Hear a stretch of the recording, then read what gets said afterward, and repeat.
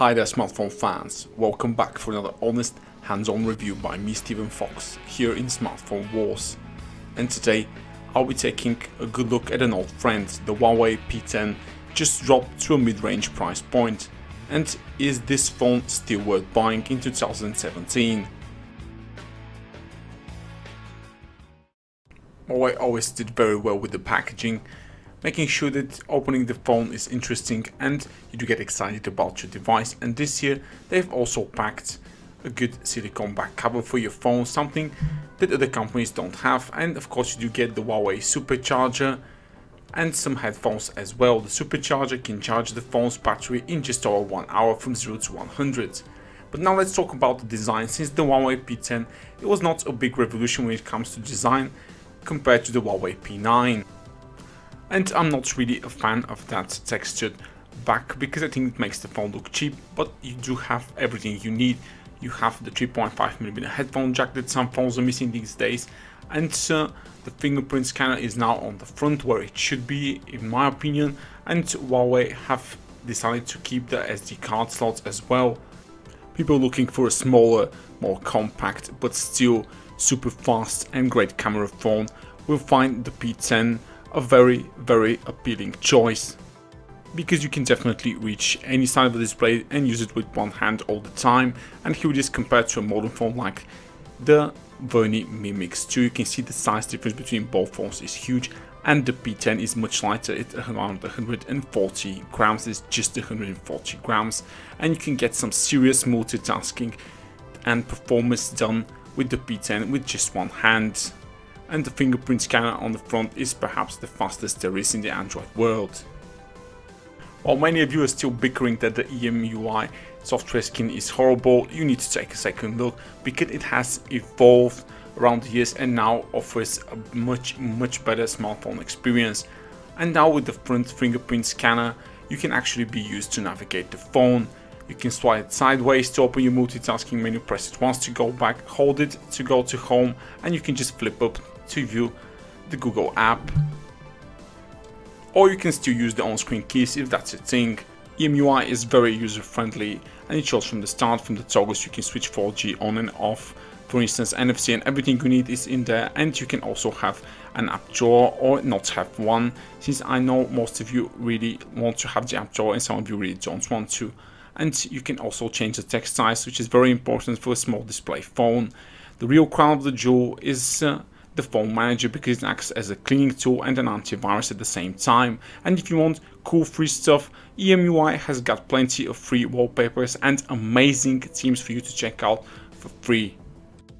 While it may not use an AMOLED or OLED panel, the IPS Neo Full HD display on the P10 is amazing. Sunlight visibility is great, color reproduction is very real, very accurate. It does have amazing contrast. It's just a great display, a flagship display for a flagship phone.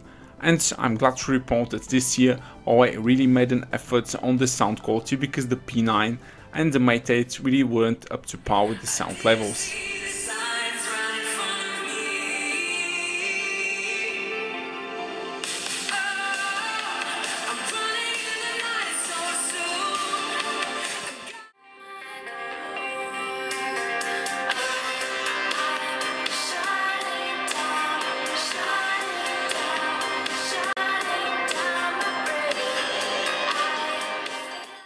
If most of you don't know, Huawei devices use their own Kirin chips, and for the most part they're as good as the latest Snapdragon or Exynos chip from Samsung.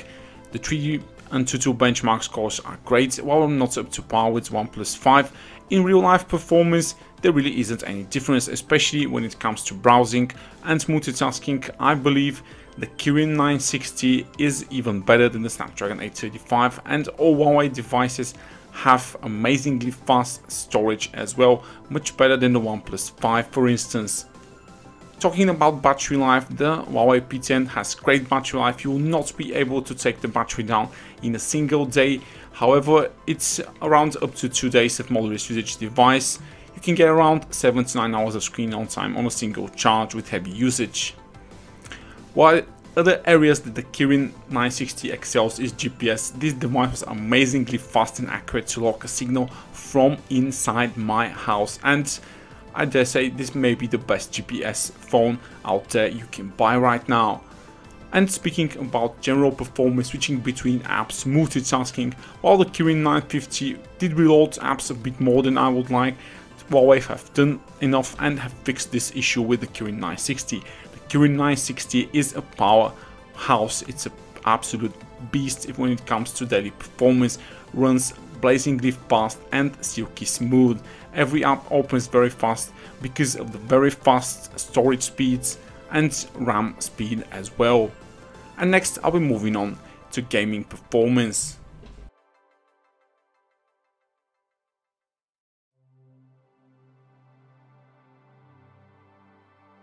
The Kirin 960 used last year's most advanced ARM graphics core, which is the G71, and it certainly has the graphics power to run all the latest and best looking games with highest settings available.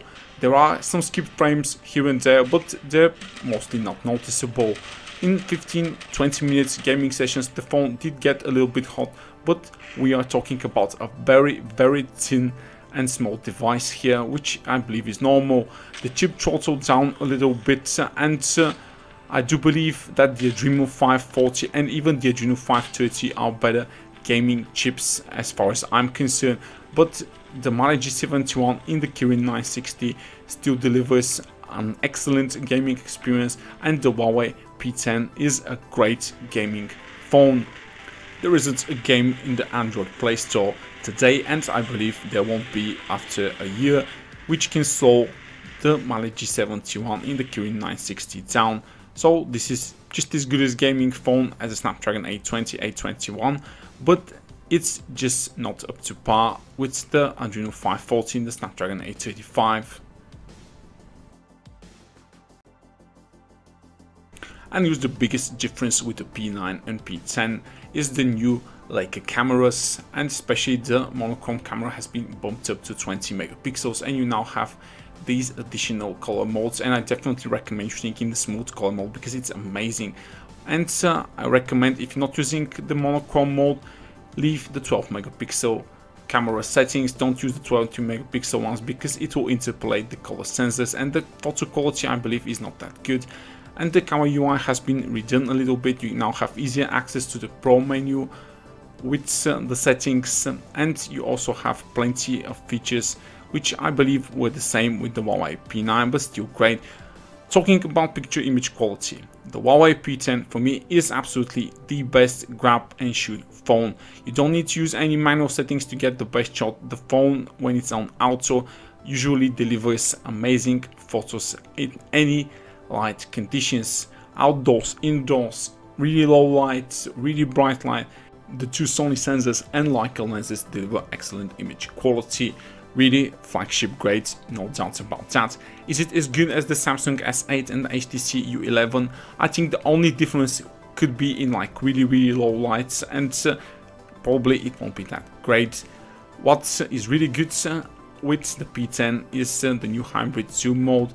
Even at 2 times there's absolutely no loss of quality, and if you go 3 and 4 times zoom, there's still so much quality retained.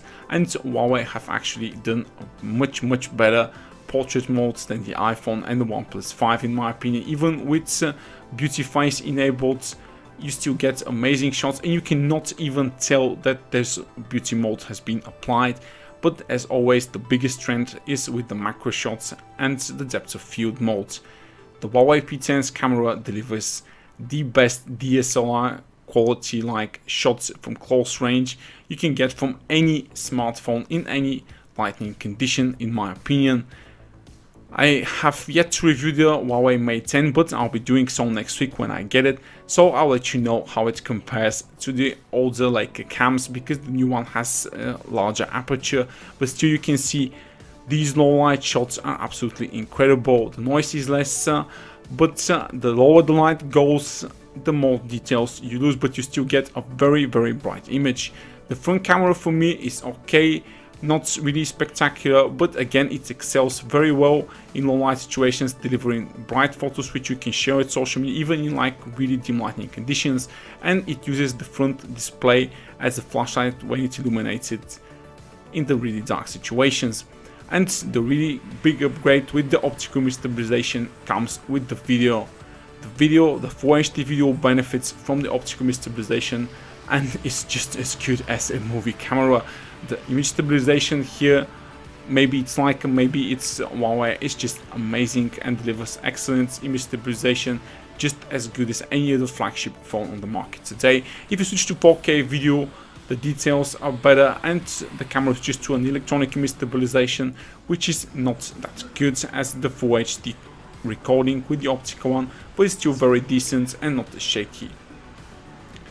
The low lights and indoor videos retain good quality and again are very bright, so you can definitely not be afraid to shoot in low lights, and the front camera also does great for vlogging.